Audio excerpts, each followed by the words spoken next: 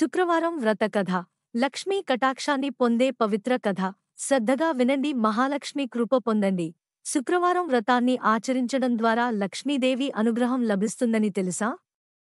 ఈ పవిత్ర కథను శ్రద్ధగా వినడం లేదా చదవడం వల్ల ధనం, ఐశ్వర్యం, సౌభాగ్యం కలుగుతాయి. ఈ కథను శుక్రవారం రోజున వినడం విశేష ఫలితాలను ఇస్తుంది. ఈ కథను పూర్తిగా వినండి మరియు మీ జీవితంలో శుభఫలితాలను పొందండి.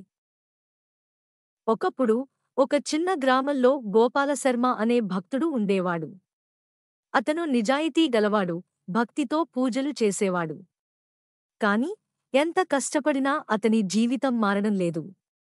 నిరాశతో ఒకరోజు దేవిని ప్రార్థిస్తూ ఇలా అన్నాడు: ఓ మహాలక్ష్మి, నేను నిన్ను భక్తిగా పూజిస్తున్నాను.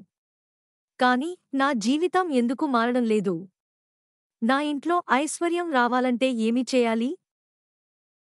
అతని భక్తిని చూసి లక్ష్మీదేవి ఓ వృద్ధ సన్యాసిగా అతని ఇంటికి వచ్చింది. ఆమె మృదువుగా ఇలా అన్నది: గోపాలశర్మ, నీవు శుక్రవారం రోజున ఈ కథను విను. తల్లి లక్ష్మి నిన్ను ఆశీర్వదిస్తుంది. ఇది విన్న గోపాలశర్మ ఆనందంతో వినిపించేలా కూర్చున్నాడు. పూర్వకాలంలో ఒక పేద బ్రాహ్మణ కుటుంబం ఉండేది. ఆ కుటుంబంలో ఉన్న యువతి ఎంతో ధార్మికురాలు. ప్రతి శుక్రవారం లక్ష్మీదేవిని పూజిస్తూ కర్పూరంతో దీపం వెలిగించేది. ఒకరోజు ఓ పుణ్యాత్మ ఆమెకు రహస్యంగా ఇలా చెప్పింది: ప్రతి శుక్రవారం ఈ కథను శ్రద్ధగా విను. లక్ష్మీదేవి మీ ఇంట్లో నివసించి సంపదను ప్రసాదిస్తుంది. ఆమె అదే విధంగా ప్రతి శుక్రవారం దీపారాధన చేసి లక్ష్మీ కథను వినటం ప్రారంభించింది. కొద్ది రోజుల్లోనే వారి ఇంట్లో ఐశ్వర్యం వెల్లివిరిసింది.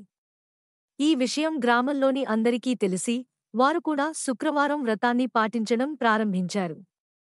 ఈ విధంగా తల్లి లక్ష్మి అనుగ్రహం అందరికీ లభించింది. ఈ కథను శ్రద్ధగా విన్న గోపాలశర్మ కూడా శుక్రవారం వ్రతాన్ని పాటించడం ప్రారంభించాడు. కొద్ది రోజులకే అతని జీవితం మారిపోయింది. ఇంట్లో ధనం, ఐశ్వర్యం సమృద్ధిగా పెరిగాయి. తల్లి లక్ష్మి తన కటాక్షంతో అతనిని ఆశీర్వదించింది. మీరు కూడా ఈ శుక్రవారం వ్రతాన్ని పాటించాలని అనుకుంటున్నారా? అయితే ఈ నియమాలు పాటించండి. ప్రతి శుక్రవారం లక్ష్మీదేవిని పూజించాలి. కర్పూరంతో దీపారాధన చేసి కథ వినాలి. పసుపు, కుంకుమ, పుష్పాలు సమర్పించాలి. గోధుమ పిండి లేదా మిఠాయిలు దానం చేయాలి. కనీసం 7, 11 లేదా 21 శుక్రవారాలు ఈ వ్రతాన్ని పాటించాలి. ఈ వ్రతాన్ని పాటిస్తే మహాలక్ష్మి కృప మీ ఇంటిలో నిత్యం వెలసి ఉంటుంది. మీరు కూడా శ్రద్ధగా ఈ కథను వినండి, లక్ష్మీదేవి ఆశీస్సులు పొందండి. మీకు ఈ పవిత్ర కథ నచ్చిందా? మహాలక్ష్మి ఆశీర్వాదం అందుకోవాలంటే ఈ వీడియోను లైక్ చేయండి, మీ కుటుంబ సభ్యులకు షేర్ చేయండి.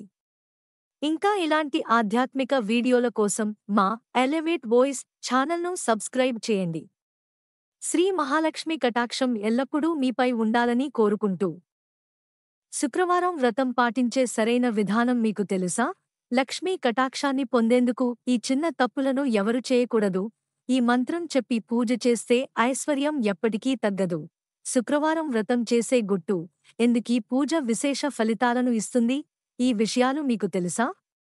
తెలియకపోతే తప్పకుండా మా తదుపరి వీడియోను చూడండి. Stay tuned. Next Friday special episode.